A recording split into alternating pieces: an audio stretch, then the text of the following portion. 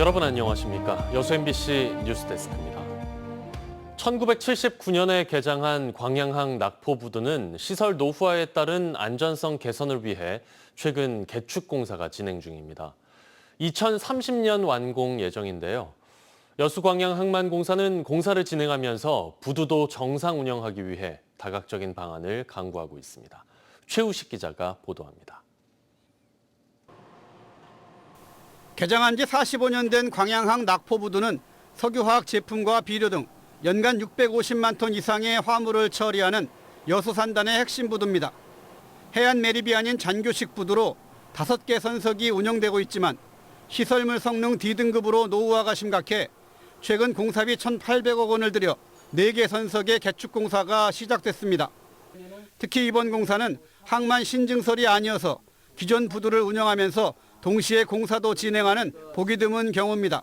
활발하게 운영 중인 부두를 철거하고 신설 부두를 만드는 거는 거의 제가 알기로는 대한민국에서 최초로 지금 진행 중이다 보니까 저희가 항만 당국에서도 각별하게 신경을 지금 쓰고 있는 그런 상황이고요. 공사 방식도 특이해서 우선 기존 부두의 4번 선석 끝부분을 잘라내 해상 장비 진출입로를 확보한 다음 기존 부두를 따라 신설 부두를 건설합니다. 부두 신설 작업이 완료되면 4번 선석부터 차례로 기존 부두를 철거하고 부두 하부에 있던 이송관을 상부로 옮겨 설치하게 됩니다. 당초 4개 선석을 철거해 더 큰 배가 접안할 수 있는 3개 선석으로 리뉴얼하면서 내진 1등급 설계도 적용할 계획입니다. 여수 광양항만공사는 특히 2030년까지 계속되는 공사 기간 동안 부두를 정상 운영하는 데 가장 고심하고 있습니다. 이를 위해 화주사까지 포함한 별도의 협의체를 만들어 운영하는 것도 특별한 사례입니다. 설계 단계부터 이런 어떤 그런 문제점은 없는지, 그다음에 어떻게 하는 게 운영의 피해를 최소화할 것인지 부분에 대해서 계속 논의를 좀 해왔고 그 방법대로 지금도 계속 진행을 하고 있습니다. 항만공사 측은 이 협의체를 통해 적극 소통하면서 각 선석의 스케줄 조율과 물동량 분산 등 공사 기간 중단 없는 부두 운영을 위해 다각적인 방안을 강구한다는 계획입니다. MBC 뉴스 최우식입니다. 최근 여수산단의 한 부두에서 끼임 사고를 당한 노동자가 경기도 시흥까지 가서 다리 절단 수술을 받았습니다. 응급처치와 초기 진료가 이루어졌지만 지역에 수술할 병원이 없어 6시간 만에 수술이 가능한 병원으로 옮긴 건데요. 산단과 위험시설이 밀집한 전남 동부권에 산재 전문 병원과 의과대학, 대학병원이 필요하다는 목소리가 꾸준히 이어지고 있지만 지역의 의료 현실은 달라지지 않고 있습니다. 유민호 기자입니다. 2013년 여수산단 대림산업 폭발 사고. 모두 6명이 숨지고 11명이 큰 화상을 당했습니다. 노동자 3명은 15시간 30분이 지나서야 서울의 화상 전문 병원에 도착했습니다. 다른 노동자도 광주 등에서 긴 치료를 받았습니다. 정신이 없었죠. 1시간가량 있다가 구출됐습니다. 제1병원에도 응급처치해가지고 광주까지 가는 데는 아마 밤 12시나 넘어서 도착했을 겁니다. 10년 뒤 의료 현실은 얼마나 달라졌을까?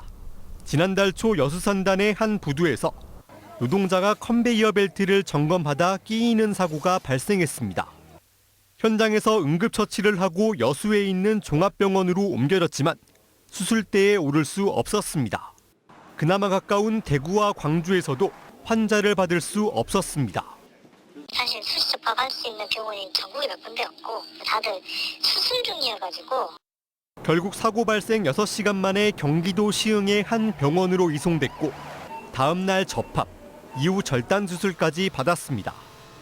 제때 치료와 수술이 되지 않아 상태가 더 나빠졌다는 지적입니다. 절단 사고나 협착 사고가 발생이 되면 이거에 대한 수술이나 치료를 방법이 현재 우리 광주 전남에는 없다는 겁니다. 이 골들타임을 잃어버리기 때문에 노동자들은 신체 기능을 잃어서 장애가 남는다. 실제 순천의 4대 중증 응급 환자 전원율은 10.7%로 전국에서 최고 수준입니다. 일단 순천에서 응급처치와 진단을 받고 다른 지역 대형 병원으로 옮기는 일이 잦다는 뜻입니다. 산단과 위험시설이 밀집한 전남 동부권. 노동계와 지역사회는 산재 전문병원과 의대, 대학병원 설립을 꾸준히 주장했지만 10년 넘게 현실은 달라지지 않았습니다. MBC 뉴스 유민호입니다. 민주당 여순사건 특별위원회가 진상조사 보고서 작성 기획단의 재구성 등을 정부에 공식 요구했습니다. 민주당 여순사건 특위는 진상조사 보고서 작성 기획단 단장을 포함해 극우적인 역사관과 망언으로 문제를 일으킨 단원들을 새로 임명해야 한다며 오는 18일까지 이에 대한 입장을 밝힐 것을 정부 여순사건위원회에 요구했습니다. 여순사건 특위는 또 진상조사 보고서 작성을 지원할 진상규명팀의 인력이 6명에 불과하다며 신속한 인력 보강도 함께 촉구했습니다. 최근 전남에서 마이코플라스마 폐렴이 2배 이상 증가한 것으로 나타났습니다. 전남도는 지난해 동절기 유행했던 마이코플라스마 폐렴균에 올 들어 79명이 감염돼 지난해 같은 기간보다 2.1배 증가했다고 밝혔습니다. 마이코플라스마 폐렴균 감염증은 발열과 기침, 두통 등 호흡기 증상을 보이는데 심하면 폐렴까지 진행될 수 있지만 별도의 백신이나 치료제가 없어 손 씻기 등 감염병 예방 수칙 준수가 필요합니다. 여름 휴가철 낚시 어선이 많아지면서 각종 사고가 잇따르고 있습니다. 금어기가 풀린 뒤로 하루에 한 번꼴로 선박 충돌과 좌초가 발생해 해경이 단속을 강화하고 있습니다. 최황지 기자가 취재했습니다. 여수와 고흥을 잇는 파령대교 인근 해상입니다. 배 사이를 아슬아슬하게 운항하는 어선. 어민들이 설치한 낭장망 위를 지나가는 어선도 보입니다. 문어가 많이 잡히는 포인트로 입소문이 난 파령대교 아래입니다. 수십 척의 낚시 어선이 다닥다닥 모여 있습니다. 낚시 어선이 매일 400여 척 가까이 출항하면서 각종 안전사고가 잇따르고 있습니다. 문어 금어기가 해제된 지난 9일부터 이 일대에선 총 4건의 사고가 발생했습니다. 그중 2건이 선박 충돌입니다. 아무래도 포인트에 여러 배들이 많이 몰리다 보니까 서로 간에 그 충돌 위험이 있는데 그래도 안전하게 간격 유지해가지고. 무리한 운항도 사고의 원인이 되고 있습니다. 지난 9일 고흥 앞바다에선 새벽 낚시를 하던 9톤급 낚시 어선이 암초에 부딪혀 좌초했습니다. 여수해경은 문어잡이를 위한 저수심 운항을 사고의 원인으로 보고 있습니다. 문어의 특성상 물살이 빠르고 암초 지형에 주로 서식하다 보니 낚시 어선들이 저수심으로 접근하는 경향이 있어 좌초와 충돌 위험이 있으니 구명조끼를 반드시 착용하시고 무리한 조업을 피하여 주실 것을. 최근 낚시 어선 증가로 어민 피해도 속출하고 있는 가운데 해경은 추가 피해와 인명사고 예방을 위한 수시 단속을 강화하는 한편 낚시 어선에게 자발적인 안전사고 방지에 협조를 당부했습니다. MBC 뉴스 최황지입니다. 초복을 앞두고 전복 주산지인 완도군이 여름 보양식인 전복 할인 행사를 대대적으로 시작했습니다.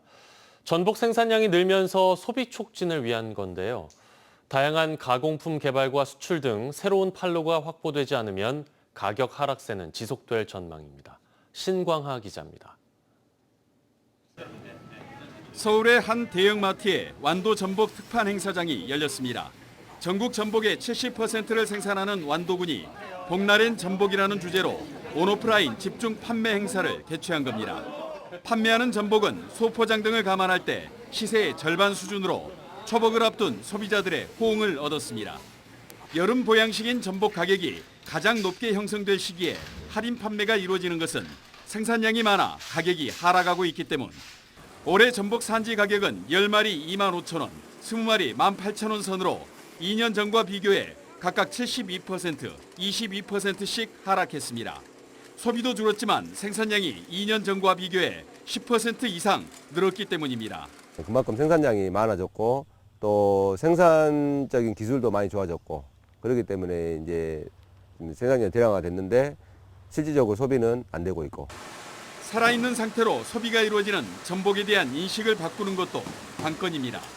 전복을 지금 직접 손질해서 그냥 먹기보다는 모든 게 다 손질돼 있는 상태에서 좀 간편하고 용이하게 드실 수 있는 걸 좀 선호하시는 것 같거든요. 어묵 등 가공식품으로 생산량의 10%, 판매가 정체된 크기에 일정량을 소비할 수 있다면 전복 가격의 안정을 이룰 수 있기 때문입니다. 전남 지역 학교 급식 또는 무료 반찬, 군납에 넣어서 한 그 정도 수요를 하면 한 500톤 정도를 소화를 해주겠더라고요. 세계 전복 시장의 80%를 차지하는 중국 등 해외 수출 활성화도 시급합니다. 전복 유통업자가 적어 생산 어민이 사실상 직거래 형태로 판매하는 유통시장 개선도 이루어져야 합니다. 각종 영양성분으로 원기 회복과 면역력 강화에 도움이 되는 최고의 보양식으로 꼽히는 전복. 매년 삼복 더위를 앞두고 소비 촉진을 위해 할인 행사에 나서는 전복 주산지 완도군과 양식어가의 고민이 깊어지고 있습니다. MBC 뉴스 신광하입니다. 최남휴 순천농협조합장이 사전 선거운동을 한 혐의로 벌금 90만 원을 선고받았습니다. 광주지법 순천지원은 오늘 공공단체 등 위탁선거에 관한 법률 위반 혐의로 기소된 최남휴 조합장에 벌금 90만 원을 선고했습니다.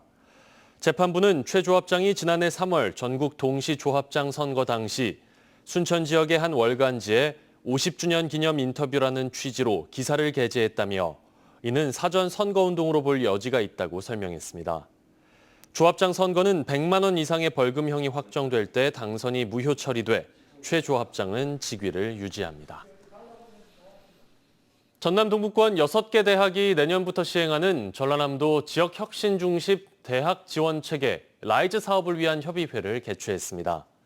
순천대, 광양보건대, 전남대 등 6개 대학 기획처장은 최근 순천대에서 라이즈 사업을 위한 대학과 지자체 협의체 구성 방안, 대학과 지역 간 동반 성장 프로젝트 방향 등을 논의했습니다.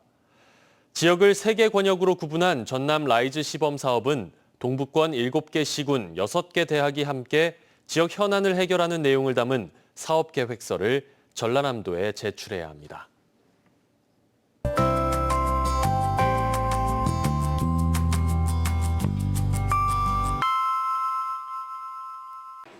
날씨와 생활정보 정리해드리는 생활포커스입니다. 끊임없이 오르는 외식 물가에 외식비 부담이 커지고 있습니다. 특히 다음 주 월요일 초복을 앞두고 있는데요. 서울 기준 삼계탕 한 그릇이 17,000원 가까이 올랐습니다. 이 외에 냉면과 칼국수, 김밥 등 외식 메뉴를 대표하는 품목들의 가격도 계속 오르고 있습니다. 전라남도가 소상공인을 대상으로 전기요금을 지원합니다. 2023년 이전 기업회 부가세 신고 매출액이 6천만 원 이하인 사업자는 최대 20만 원을 환급받을 수 있습니다. 여수시가 고향사랑 기부제에 참여하는 시민 선착순 100명을 대상으로 모바일 커피 쿠폰을 증정합니다. 여수시에 10만 원 이상 기부한 사람으로 카카오톡에서 여수사랑 고향사랑 기부제를 채널 추가하고 인증사진을 제출하면 됩니다. 당분간은 소나기에 주의하셔야겠습니다. 대기 불안정으로 내일 오후와 토요일 오후 한때 돌풍과 천둥, 번개를 동반한 강한 소나기가 지나겠는데요. 순천 등 내륙 지역을 중심으로 5에서 40mm의 비가 예상됩니다. 하늘은 내내 흐린 가운데 습기와 함께 기온은 크게 올라 무덥겠습니다. 전남 동부 지역 내일 21도로 출발해 한낮 기온 30도까지 오르며 오늘보다 조금 더 더워집니다. 자세한 지역별 기온 보겠습니다. 아침 기온은 여수 23도, 순천, 광양 22도, 고흥 21도 보이겠고요. 한낮 기온은 여수 27도, 그 밖의 지역은 30도로 오늘보다 2도가량이 오르겠습니다. 내일 해상에는 먼바다를 중심으로 흐리고 비가 오겠습니다. 바다의 물결은 남해서부 앞바다에서 0.5에서 1.5m, 먼바다에서는 최고 2.5m로 일겠습니다. 주말까지는 대체로 흐린 가운데 가끔 소나기 오는 곳이 있겠고요. 다음 주에는 다시 장맛비와 함께 무더위가 이어지겠습니다.